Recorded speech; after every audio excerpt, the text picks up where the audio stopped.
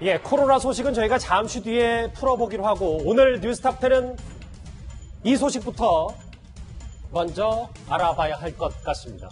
조금 전에 국정원으로부터 들어온 속보입니다. 김정은 위원장의 여동생인 김여정 제1부부장의 위임 통치를 한다는 소식이 알려졌습니다. 먼저 김정은 위원장을 가장 최근에 언급했던 조선중앙TV의 목소리부터 먼저 만나보도록 하겠습니다. 조선노동당 위원장이신 우리 당과 국가 무력의 최고領導자 김정은 동지께서 전원회의를 지도하셨습니다.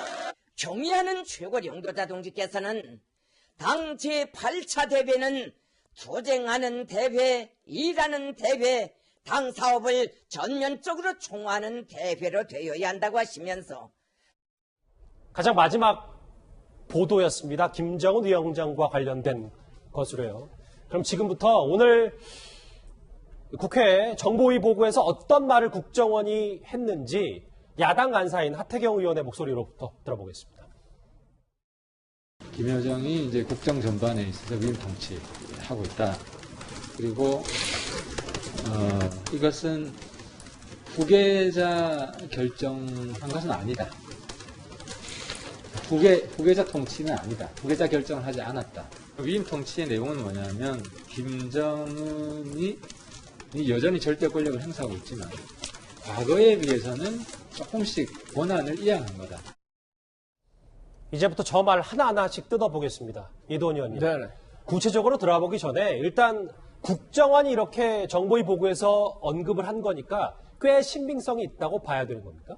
신빙성이 있을 수도 있고 조금 그거보다 떨어질 수는 있는데 일단 위임 통치라는 말이 나오니까 아니 북한에 무슨 일이 있나? 김정은 위원장한테 무슨 일이 있나? 이런 놀라게 되는 국민들이 굉장히 많을 것 같은데 예. 결론부터 얘기하자면은 그렇게 놀랄 필요는 없을 것 같습니다. 우선 북한에 뭔가 이상이 있다는 관측은 계속 있었죠. 첫째, 김정은 위원장 건강에 문제가 있는 것 같다. 또 하나는 건강이 아니라 권력에 이상이 있는 것 같다. 그렇지만 지난 4월에 우리가 한번 경험한 것처럼 결국은 별다른 이상이 없었죠. 이번에도 그 김정은의 그 권력에 그 어떤 변화가 있다기보다는 또 건강에 변화가 있다기보다는 김여정 정의 약간의 역할의 조정 정도가 있지 않나. 그렇지만 그 역할의 조정이라는 게 아까 발표한 것처럼 무슨 국정 전반을 위임 통치한다.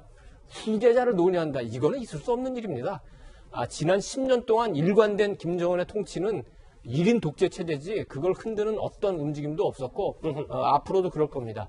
그럼 왜 이런 갑자기 놀랄만한 뉴스들이 나왔냐? 어떻게 보면 그 박지원 원장 그 효과라고 할까요? 박지원 그 신임 국정원장 그리고 새로운 국정원 체제가 들어섰고 특히 1차장 산하가 원래 해외 담당 2차장 산하가 북한 담당인데 합쳐가지고 1차장으로 만들고 조직 개편이 있지 않았습니까?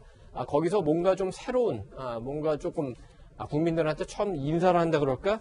이런 측면이 조금 있는 것 같고 이제 차차 논의하면서 하나하나 이게 왜 어떤 면이 있고 어떤 면이 논의하겠지만 다시 한번 그 결론적으로 말씀드리면은 호들갑 떨 필요 없고 차분하게 지켜보면 되는 상황이라고 봅니다. 일단 이도원 의원의 시각은 이러신 거 알겠습니다. 고영한 부원장님은 어떻게 보시는지 글쎄요. 위임 통치, 권력 이양 꽤 눈에 띄는 의미심장한 단어들이 나왔기 때문에 북한 전문가시잖아요. 내막을 잘 알고. 위임 통치란 말은 우리나라에서는 잘 안 쓰는 말이니까 위임 통치란 말은 아마 국정원에서 어디서 들었든가 감청을 하든가 그런 데서 나온 워딩이라고 생각을 하고요. 실질적으로 김정은 위원장이 극도의 스트레스에 시달리고 있다, 경무에 시달리고 있다. 거기에 더해서 4월 달에 신변 이상설까지 있지 않았습니까? 맞아요. 저는 신변 이상설을 아직도 좀 주의해 볼 필요라고 있다고 생각을 하는데 어쨌든 4월 15일 날 김정은이 할아버지 묘에 가서 참배를 안 한 거 그리고 4월 15일 날이면 꼭 하던 인민군 장군들의 군사칭호를 올려줄 때 대한 거를 5월 달에 가서 한 거. 이런 건 분명히 이상하거든요. 그러니까 그리고 5월 달에 나타났던 모습을 김정은 위원장의 모습을 보면 뭔가 전동차도 나타나고 뭔가 좀 힘들어 보이고 얼굴이 붉게 보이는 그런 데다가 손에 무슨 자국까지 있지 않았습니까? 그러니까 말씀하신 화면이 지금 나가고 있습니다. 지금 저 화면이 나오고 있는데 저걸 보면 김정은 위원장이 아마 저는 그렇게 생각을 합니다. 총체적으로는 이번 박지원 국정원이 발표한 걸 보면 김정은 위원장이 좀 경무에서 좀 약간 좀 경무를 내려놓고 싶다. 그 동안에 그 기간이 어느 정도 될지는 모르겠지만 그 동안에 북한의 모든 일상은 김여정이가 한다. 대신 김여정이가 하되 예. 김여정이도 다 관할하고 일을 추진하되 결과는 꼭꼭 나한테 보고를 하라. 이거는 김정은의 체제에서 꼭 그렇게 갈 수밖에 없는 상황이라고 보고요. 예. 지금 국정원이 발표한 데 의하면 뭐 경제는 박봉주, 뭐 군사는 뭐 최부일 다 김정은이 믿는 사람들이거든요. 최부일 군정부장 같은 사람도 굉장히 믿는 사람인데 그거는 그 분야에서 일을 하되 이 총체적인 일종의 대행은 예. 김여정이가 어느 기간, 일정 기간 할 가능성이 있다. 그리고 저는 여기에서 국정원 발표하고 저는 동감하는 게 뭐가 있는가 하면 그렇다고 해서 후계자 지정은 아니다. 후계자 지정은 아니지만 어쨌든 김정은이 쉬고 싶었고 스트레스에서 좀 풀어나게 싶고 이런 처지에서 김여정에게 일시 일을 맡겼다. 저는 그렇게 보고 싶습니다. 그러니까 후계자, 여기 화면을 같이 보겠습니다. 후계자로 김여정이 정해진 건 아닌데 조금 더 풀어주면 만약에 김정은 위원장이 갖고 있는 권력이 한 10이라면 네. 그 지금은 뭐 김여정 부부장이 한 2 정도 있다고 치면 네. 3, 4 정도를 넘겨주는 정도 수준. 하지만 아직도 김정은 위원장의 권력은 더 많은 거고요. 뭐 이렇게 봐도 되는 겁니까? 그렇죠. 김정은 위원장의 권력은 7, 8할 이상이고 아하. 김여정 제1부부장이 가지고 있는 권력은 1, 2 정도로 볼 수 있다. 그렇지만 어쨌든 김정은 위원장이 신변 건강과 관련해서 우리 정보당국도 그렇고 우리 정부가 예의주시할 필요는 분명히 있다. 왜 이제까지 3대에 걸쳐서 내려오면서 한 번도 일어나지 않았던 위임 통치라는 말이 왜 북한에서 나왔을까? 이것을 예. 우리가 주의 깊게 볼 필요가 있을 것 같습니다. 고반장님, 제가 질문 하나 더 드릴게요. 지금 말씀하신 바로면 북한 역사상 이런 2인자의 체제는 없었던 거 아니겠습니까? 그러면? 절대 없습니다.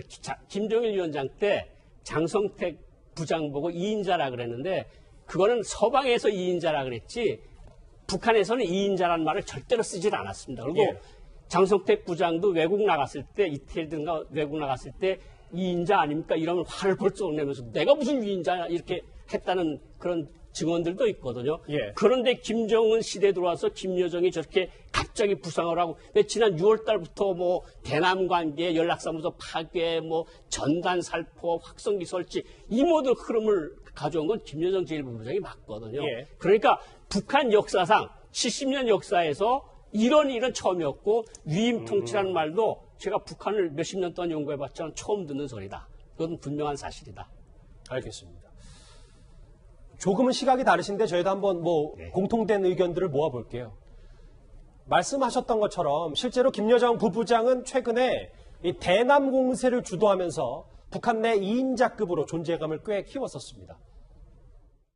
김여정 동지는 대남 사업을 철저히 대적 사업으로 전환해야 한다는 점을 강조하면서 남조선 것들과의 일체 접촉 공간을 완전 격피하고 불필요한 것들을 없애버리기로 결심한 첫 단계의 행동이다.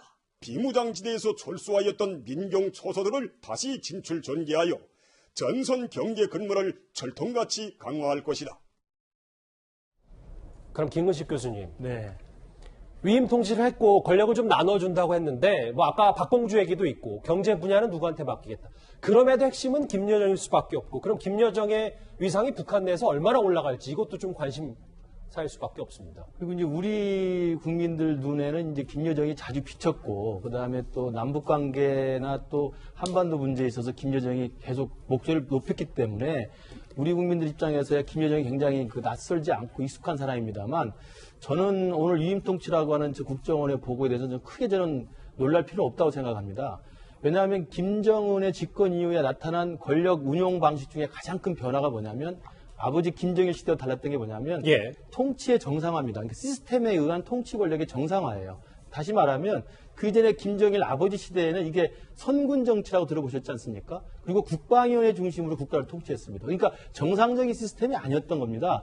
내외의 위기가 너무 컸기 때문에 위기 상황에서 권력을 지키고 국가를 지킨다는 의미에서 선군 그리고 국방위원회라고 하는 비정상적인 시스템을 통해서 진행을 했고, 그래서 김정일이 당 총비서로서 했던 여러 가지 통치 방식 중에 리더십 스타일을 어떻게 이야기하냐면 직할 통치 방식이라고 했습니다. 그래서 김정일이는 그냥 수시로 낮이나 밤이나 새벽이나 필요하면 당 부장에게 전화해서 지시하고 이게 직할 통치 방식으로 된 겁니다. 예. 그러니까 무슨 최고인민회의나 당 정치국 상무위원회나 당 정치국 당 중앙위원회 이런 것들은 전혀 쓸모가 없었대요. 그냥 허수아비처럼 있었던 거거든요. 그런데 이제 김정은 들어와서 어떤 게 있냐면은 내각은 내각들의 역할을 주고, 또 최고인민회의는 최고인민회도 일단 역할이 크진 않지만 존중하는 모습을 보이고, 당도 당은 정치국대로 또 정무국대로 당중앙 군사위원회대로 역할을 다 준 거예요. 그렇기 때문에 저는 김정은 시대에 들어와서 아버지 김정일과 달리 당 국가 시스템으로서의 당정군 전체를 시스템에 의존한 권력 분산형 시스템으로 만들어 왔기 때문에, 그런 의미에서 저는 김정은에게 권력을 준 것은 놀랄 만한 일은 아니라고 생각을 하고요. 예. 그러니까 오늘 하태경 의원도 얘기했다시피 대미 대남을 김 여장한테 준 거고, 그다음에 경제는 따로 또 내각 총리하고 박봉주한테 맡긴 거고, 군사는 또 최부일하고 이병철한테 맡기고 있는 거거든요. 예. 그러니까 이것은 당, 정, 군 세 가지 영역에 있어서 김정은이가 최종 결정을 다 하지만 최종 결정을 하는 과정에서 올라오는 보고나 정책 결정 과정에서 라인상 그 세 가지 영역 속에다가 자기가 위임할 수 있는 대부분의 영역들을 만들어 놓은 거예요. 그러니까 저는 이것을 김정일의 직할 통치 시대에서 김정은의 권력 분산 시대라고 이렇게 보면 될 것 같고요. 예. 이 권력 분산의 가장 대표적인 사례가 뭐냐면 딱 한 가지입니다. 수령만이 할 수 있는 게 현지 지도라는 게 있거든요. 네. 그래서 이건 김일성, 김정일, 김정은만 하는 건데, 김정은 시대 들어와서 또 하나 생긴 게 뭐냐면 현지 요회라는 게 있습니다. 그것은 그 전에 박봉주 내각 총리가 현지 요회를 갔다는 이야기를 노동신문에 많이 실었어요. 그건 뭐냐면 현지 지도는 수령이 하는 거지만 수령에 버금가게 총리가 경제 문제에 관한 현지 요회를 하는 것이 양해가 된 겁니다. 그 정도 시스템을 분산시키는 거예요. 저는 그래서 이 부분에서 너무 놀랄 필요는 없고, 박지원 국정원장 체제가 국민한테 보여주는 하나의 대언론 재미있는 홍보성 저런 용어라고 생각하고, 예. 이임통치라는 용어는 두 개 쓴 게 아니고요. 박지원 국정원장 체제에서 만들어낸 이야기라고 생각합니다. 그러니까 이제 굳이 제가 편을 나누자면 이도훈 의원님과 김무식 교수님은 이거 일단 뭐 정치적인 박지원 국정원장의 첫 일성 그리고 너무 큰 의미를 부여할 것까지는 없다라고 하시면, 또 고영한 부원장님은 또 전혀 다른 아까 입장을 밝히셨기 때문에 제가 한번 좀 더 차분히 풀어볼게요. 근데 이도훈 의원님, 네네. 제가 좀 만약에 반대편에 서서 질문을 드리면, 네네. 아까 분명히 후계자로 김여정 부부장이 지정된 건 아니라고 했지만, 만약에 오늘 이 시점에 국정원발 속보보다 한 발 더 나아가서 김정은 위원장이 나 권한을 더 나눠줘야 되겠다 생각이 들면 실질적으로 후계자가 김여정, 그리고 조만간 권력 이양까지 다 되는 건 아닌가, 이런 생각도 들거든요. 뭐 굳이 후계자라기보다는 일단 같은 핏줄이니까 그 다른 선택의 그 여지가 없는 상황이죠. 자녀는 너무 어리고, 형제는 지금 그 권력을 담당하기에는 그럴 만한 그릇이 못 된다고 보거나, 권력을 물려줘서는 안 되는 사촌이라든가 이런 구조로 돼 있기 때문에 유일한 선택이라고 보는데, 다만 그 김여정의 지금 북한 내 위상이 어떤가, 여기에 대해서는 여러 가지 좀 고려할 점이 굉장히 많습니다. 위임 통치, 권한 이임 이런 것이 만약에 그 조선중앙통신이나 노동신문을 통해서 나왔다면 우리가 굉장히 그 깊이 있게 분석을 해야 되겠지만, 브리핑을 통해서 그 하태경 의원의 입을 통해서 나왔기 때문에 이 용어가 어디서 나왔는지 검증할 필요가 있고, 지금 예를 들어서 그 김정은이 통치 체제를 약간의 변화를 준 거는 맞습니다. 그 김정은은 자기 본인의 그 개인 생활도 그렇고 그 통치도 정상화라고 할까요? 본인도 그 아버지 김정일이 사생활 면에서 굉장히 단촐하지 못했다고 생각했기 때문에 부인 이설주와 결혼해서 정상적인 단란한 가정을 꾸리는 모습을 많이 보여주고 있고, 그래서 부부 동반 모임도 행사도 굉장히 많이 하고 있지 않습니까? 그리고 지금 당이나 국무위원회에서도 결정은 내가 하지만 회의를 거쳐서 전체적인 의사를 모은다, 이런 취지를 하고 있기 때문에 그건 그 정도 선에서 받아야 될 것 같고, 그러면 김여정의 그 위상이 어떤 거냐? 사실은 하노이 회담이 결렬되면서 굉장히 큰 위기에 빠졌습니다. 왜냐하면은 2018년 1월에 그 평창 동계올림픽 때 와서 문재인 대통령을 만나고 돌아가서 오빠인 김정은에게 문재인 대통령이 믿을 만한 사람이다 이렇게 얘기했기 때문에 예. 그 문 대통령이 그 평양에 가가지고 15만 그 북한 주민을 상대로 연설할 때 이것도 그 김여정이 강력하게 얘기해서 그게 성사됐고 그 다음에 몇 가지 행사가 또 김여정의 강력한 주장 그리고 김영철이나 다른 사람들의 반대에도 불구하고 김정은이 결정을 했던 건데 그게 과연 이제 와서 보니까 잘했던 거냐 이런 그 반성이 있고 그래서 사실은 얼마 전에 김여정이 문 대통령에 대해서 굉장히 강한 비판을 하고 나섰을 때 우리 전문가들이 보기에는 김여정이 하노이 때부터 잘못했던 거에 대한 스스로의 반성문을 쓰고 있다는 알겠습니다. 그런 얘기를 했었기 때문에 김여정이 지금 만약에 그 국정원이 그 얘기한 취지대로 한다면은 어느 정도 위치가 다시 돌아왔다고 보고 국정원은 이걸 굉장히 중요한 이유가 사실은 하나 있고 또 그런 쪽으로 분위기를 몰아가고 싶은 이유가 있습니다. 왜냐하면은 박지원 원장이 본인의 카운터파트를 김여정이라고 생각하고 있어요. 그래서 김여정의 그 위상이 북한 내에서 공고한 게 굉장히 중요하고 또 김여정과의 그래야지 김여정과의 카운터파트인 박지원 원장의 위상도 올라갈 뿐만 아니라 남북회담이 원활해진다는 그런 전략적인 판단을 하고 있는 겁니다. 알겠습니다. 이동희 의원님은 지금 국정원 내부 박지원 신임 국정원장을 둘러싼 여러 가지 이 관계도 좀 많이 고려하신 분석도 나왔는데요. 어쨌든 오늘 이렇게 급작스럽게 국정원발 속보가 터지니까 초미의 관심사가 될 수밖에 없는 건 단연 김정은 위원장의 건강 상태일 겁니다. 그런데 국정원에 따르면 김정은 위원장이 아픈 건 아니고 권력 이양은 여기 보시는 것처럼 통치 스트레스를 줄이는 차원이다 라고 이렇게 국정원 정보위를 통해서 이렇게 밝혔는데 김정은 위원장의 건강 이상소로 떠들썩했었던 지난 4월 당시 영상 한번 다시 만나보겠습니다. On the breaking news out of North Korea tonight, a U.S. source saying Kim Jong-un is in grave danger after surgery. If he is in the kind of condition that the reports say, that the news is saying, it'll be it's a very serious condition. I can only say this, I wish him well. 저희 이제 김정은 위원장 건강에 좀 집중을 해보겠습니다.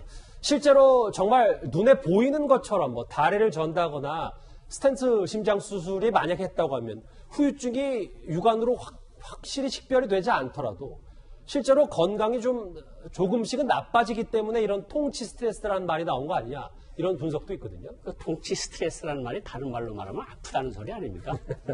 뭐 결국은 그 두 단어의 차이를 잘 모르겠는데 어쨌든 김정은 위원장이 건강하고 쌩쌩하게 다닌다 그러면 위임이니 권력 분할이니 이런 말 자체가 국정원에서 나올 것 같지가 않고요. 예. 실질적으로 4월 달에 있었던 일련의 사건들 그리고 5월 달에 있었던 최고 사령관이 군 장성들을 장군으로 승진시키는 이런 모든 행태를 보면 4월 달에 분명히 무슨 일이 있었던 것 같고 예. 그것이 이제 경무 스트레스로 인한 어떤 신변 이상이든가 이렇게 표현할 수 있을 것 같은데 어쨌든 경무 스트레스나 통치 스트레스나 건강 이상설이나 결국 갖고 같은 말이라고 저는 분석을 하고 싶거든요. 그러니까 김정은 위원장이 정상적인 상태는 아니다. 그리고 김정은 위원장이 그러니까 김여정 제1부부장이 그러면 오빠는 그냥 결론만 내리고 나머지 일은 제가 정상화 돌아올 때까지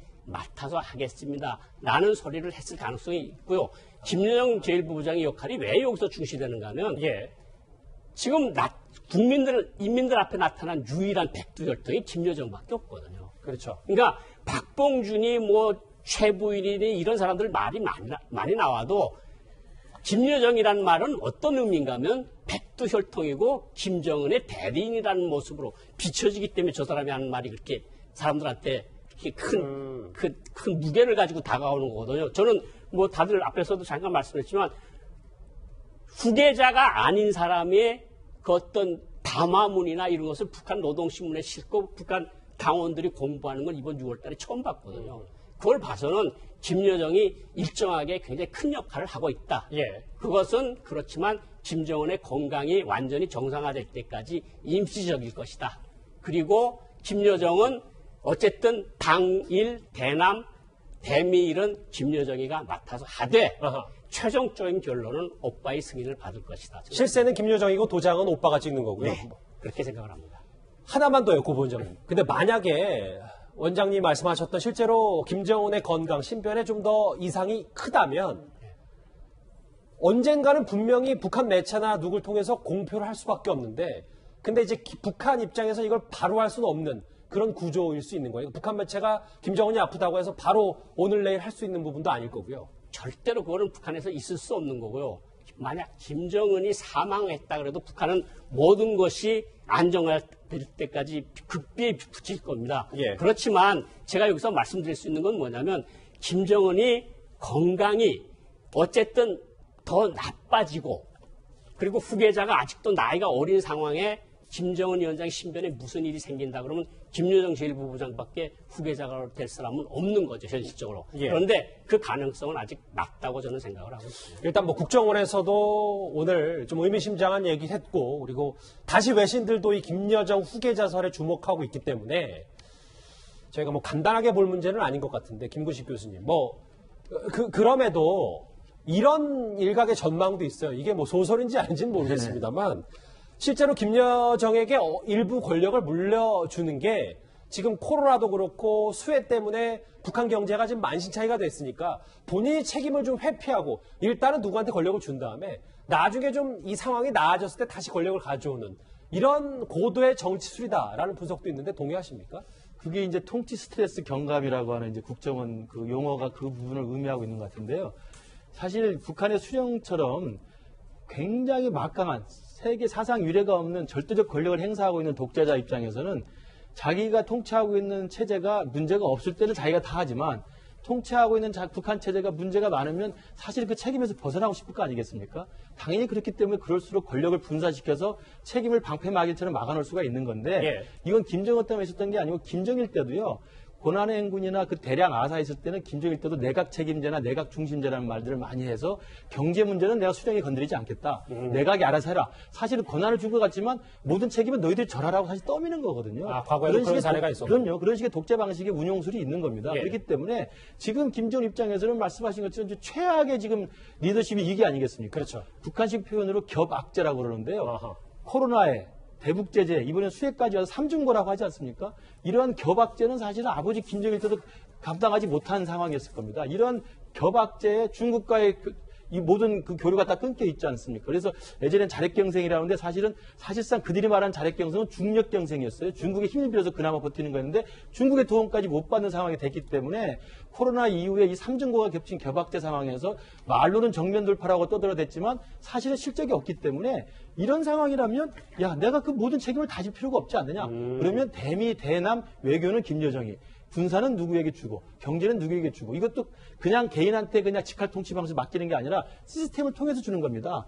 당의 정치국 누구에게 주고 또 당 중앙 군사위원회 부위원장한테 주고 내각 총리에게 주는 방식이거든요. 그렇기 때문에 저는 이것은 자기의 책임을 져야 될 통치의 부담을 권한의 유임에 의해서 이걸 유임보다는 권한의 분산이라고 생각하는데 분산에 의해서 저는 맡겼다고 생각을 합니다. 그러니까 몸이 정말 아파서 줬다기보다는 책임 아니, 회피용이 몸도 정상은 아니겠습니다만 예. 몸에 이상이 있어서 실제로 통치를 못할 정도에서 내려놓은 게 아니라 실제로 할 수는 있는데 통치에 따른 자기의 정치적 부담을 완화하기 위해서 시스템을 이용한 권한 분산을 했다고 보는 거죠. 고영한 부장님, 제가 이쯤 되니까 궁금한 게 하나 생기는 게 만약에 이건 가정입니다만 김정일 위원장이 실제로 모든 권력을 김여정한테 주고 본인이 이 노동위원장, 국무위원장 여기서 다 물러날 수도 있는 그런 급작스러운 상황도 우리가 대비는 해야 되는 겁니까? 저는 전혀 그럴 가능성은 없을 것 같고요. 예. 아마 김정은 체제가 끝날 때까지 김정은 위원장은 자기 체제를 꼭 쥐고 있을 것 같고 아하. 경제 문제에 대한 거 제가 잠깐 보충 말씀을 드리면 예. 경제는 항상 총리가 책임을 져라. 이번에도 김덕훈, 박봉주가 책임을 지라는 거거든요. 그걸 보면 이번에 악재가 겹쳐 있으니까 책임을 너네가 잘못되면 책임을 너네 박덕훈이나 박봉주가 져라. 이런 의미일 수 있습니다.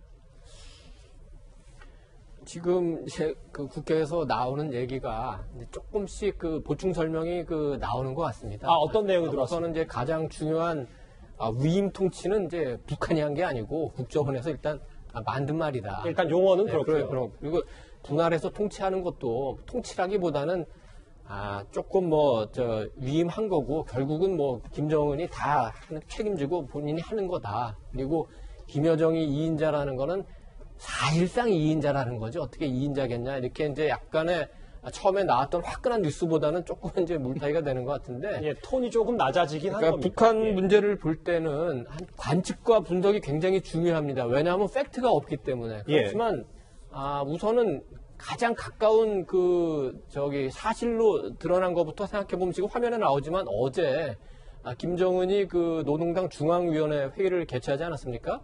저기서 2016년부터 시작된 경제개발 전략 5개년 계획이 실패했다고 인정을 했어요. 예. 정책의 실패를 북한에서 인정하는 거는 굉장히 드문 일입니다. 왜냐하면 공산주의자들은 실패를 인정하지 않아요. 실패를 하면은 남한테 핑계를 대죠. 왜냐? 실패를 인정하면은 책임을 져야 되고 책임을 지면 숙청을 당하거든요. 그럼에도 불구하고 지난 5년 동안의 경제가 실패했다고 인정하는 거는 본인의 권력이 굉장히 안정화되어 있다는 거를 자신감을 표출한 거고 예. 특히 그 이후에 이번에 실패했으니까 내년에 다시 경제 5개년 계획을 전략을 세워서 다시 한번 해보자 이런 거는 좀 권력을 장기적으로 보면서 이끌어가고 있다는 걸 봐야 되고 경제적인 거는 그렇고 특히 내년이 되면은 어쨌든 올해 11월에 바이든이든 트럼프든 미국의 대통령도 정해지기 때문에 예. 경제와 함께 핵을 비롯한 대외 전략 이런 것도 천천히 이끌어가겠다. 왜냐하면 사실은 지금 경제 문제 아무리 열심히 해도 성과가 날 수가 없는 상황이기 때문에 예. 본인이 앞장서서 이끌 만한 지금 경제 정책도 사실 없는 상황입니다. 고번장집에 짧게 질문 2개만 하고 마무리를 할게요. 최근에 미국의 전략 폭격기 6대가 한반도 상공을 돌아다녔는데 이것과 여러 지금 권한 통치, 권한 이임 이것과도 좀 연관이 있다고 봐야 돼요? 저는 B1B하고 B2 스피릿 폭격기, 전략 폭격기 넉 대가 합쳐서 6대가 이제 동해안 쪽으로 훈련을 했는데 저는 이거하고 김정은 위원장이 위임 통치하고는 전혀 연관이 없다고 보고요. 아하. 저는 오히려 이상한 게 저런 것들이 나와 다니는데 북한이 가만히 있는 게 그게 더 오히려 이상합니다. 아하. 지금 별로 북한 공식 매체들은 이 훈련에 대해서 언급을 안 하고 있거든요. 네네. 그거는 전혀 연관이 없는 상황이라고 봅니다. 알겠습니다. 오히려 무반응인 것이 더 이례적인 거다. 네, 그것이 더 이례적이다. 자, 전문가들과 함께 저 하나하나씩 짚어봐서 일단 국정원에서는 약간은 톤다운하는 말들도 좀 나오고 있고 처음에는 이제 이임 통치, 권력을 좀 이양하는 거 아니냐라는 얘기까지 나왔다가 물론 이 단어가 주는 의미심장도 있습니다만 저희도 조심스럽고 신중하게 접근을 해야 되겠죠. 그러면 앞으로 이런 상황에서 우리 정부가 할 수 있는 대비책은 뭔지 그리고 북미 비핵화 협상은 어떻게 되는 건지 이것도 좀 저희가 알아봐야 될 것 같은데요. 북한은 일단은 미국 대통령 선거를 기다리는 것 같고 바이든이든 트럼프가 누가 돼야 아마 새로운 대미 전략이 나올 것 같고 그래서 8차 당대회를 내년 1월 달에 맞춰서 당대가 1월 달에 진행된 적은 한 번도 없거든요. 지금까지 7차 당대 진행하면서까지 이것도 그렇고 우리는 지금 북한하고 뭔가 좀 해보려고 자꾸 애를 쓰는데 북한은 남북 관계를 미북 관계의 종속 변수로 보기 때문에 이 문제를 우리가 충분히 고려를 하면서 나가야지 우리가 너무 욕심을 부렸다가는 오히려 다른 탈이 날 수 있다. 저는 이렇게 생각을 합니다. 알겠습니다. 저희 방송 직전에 국정원으로부터 들려온 김여정 부부장의 위임 통치설 얘기 저희가 전문가 긴급히 모시고 하나하나 속보를 살펴봤습니다. 관련 소식 여기까지고요. 이제 다음 주제 원래 저희가 준비했던 첫 번째 소식으로 넘어가 보도록 하겠습니다.